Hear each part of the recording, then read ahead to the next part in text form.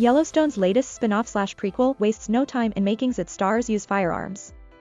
Not Harrison Ford's Jacob Dutton hunting down a wounded man in the woods, but Helen Mirren's Cara Dutton doling out lethal frontier justice. The opening scene, which is full of action and takes place without much context, introduces us to the familiar voice of Elsa, also known as Isabel May, who narrates the events of 1883. She talks about her family's unfortunate history with violence, which leads to an unexpected scene in Africa.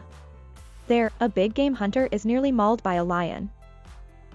After the first 5 minutes, which may leave you feeling confused, Ford's character Jacob is shown. He is the brother of 1883's James Dutton, played by Tim McGraw.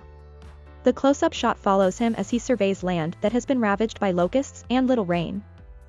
Along with other men on horseback, one of them being his nephew John Dutton Sr., played by James Badge Dale, who was introduced earlier as a young boy in 1883, they have found that most of the herd animals owned by Duttons have died because conditions were too difficult to survive in.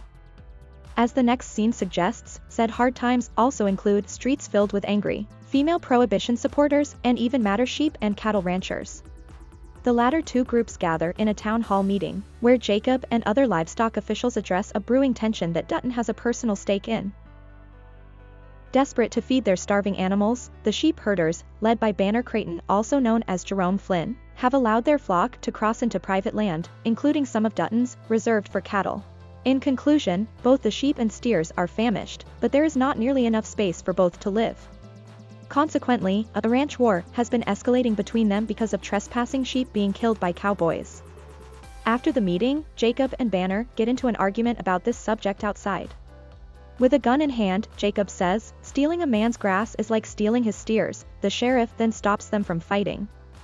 After their meeting with the Montana Livestock Association, Jacob and John agree that the ranchers must pool their resources and take their cattle to greener pastures. It's a risky but necessary venture that will require everyone's help, as well as John's son Jack, played by Darren Mann, a young cowboy who is soon to be married. Jack's fiancée Elizabeth, played by Michelle Randolph, is none too happy to find out her wedding needs to be postponed so her future husband can run cattle up a mountain. She even suggests he marry a cow instead and christen the union when they reach the mountaintop. Cara soon arrives to explain some of marriage reality's perspective, schooling her on the ups and downs of being married to a rancher. Evening falls, and we find Banner again, still with his huge herd. They come to a fence blocking off some rich pasture land. Without even considering the possible consequences, or the gun Jacob pointed at him just hours before, he tells his men to cut through the fence so the animals can eat.